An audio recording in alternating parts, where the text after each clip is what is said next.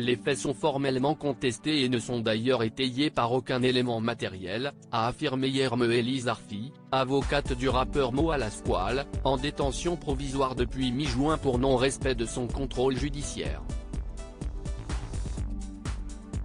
Lundi 13 mars 2023, l'AFP a révélé que l'artiste de 28 ans, déjà mis en examen pour agression sexuelle et violence sur d'ex-compagnes, a aussi été mis en examen en juillet 2022 pour viol, une qualification criminelle, sur une autre ex-compagne.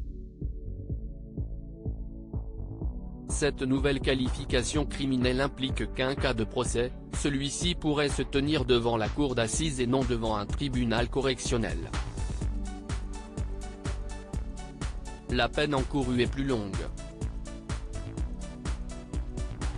Ma cliente est détruite au printemps 2022, sur Snapchat puis sur la chaîne YouTube La Bande à Nabil Flix, la plaignante, Yousra, avait dénoncé les agissements du rappeur, Mohamed Belhamd de son vrai nom, avec qui elle avait vécu à Dubaï pendant plusieurs mois en 2021. En pleurs, elle avait indiqué qu'il l'avait tapé à plusieurs reprises et menacé avec un couteau dans la métropole émirati, a aussi évoqué un viol qui se serait produit à Cannes, et a diffusé une photo d'elle le visage ensanglanté suite à des coups qui lui auraient été portés à Amsterdam. Selon une source proche du dossier, de nouvelles auditions de témoins doivent avoir lieu prochainement dans ce dossier. Ma cliente est détruite par ces faits et attend du procès qu'enfin Mo Alasquale puisse s'expliquer sur ce dont elle l'accuse, afin de pouvoir se reconstruire, a affirmé à l'AFP l'avocate qui défend cette nouvelle plaignante, Mehelly Dominici, sollicitée par l'AFP.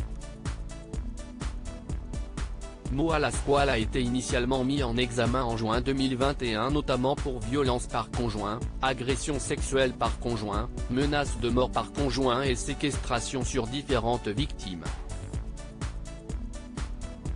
Au total, selon une source proche du dossier, il est mis en cause par des plaintes de 6 ex-compagnes, dont les premières ont été révélées en septembre 2020.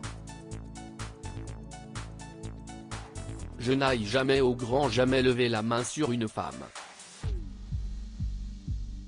Ce complot a été perpétué pour me nuire, s'était-il défendu en avril 2021 sur Twitter. Ce musicien a été l'une des révélations de l'année 2018, auteur d'un premier album Bendero plébiscité par le public et la critique. Le mouvement #Méto a connu une déclinaison dans le monde de la musique française avec #MusiqueToo, apparu avec le compte du même nom au cours de l'été 2020 sur Instagram. Mo Alasquale reste présumé innocent des faits qui lui sont reprochés jusqu'au jugement de ces différentes affaires.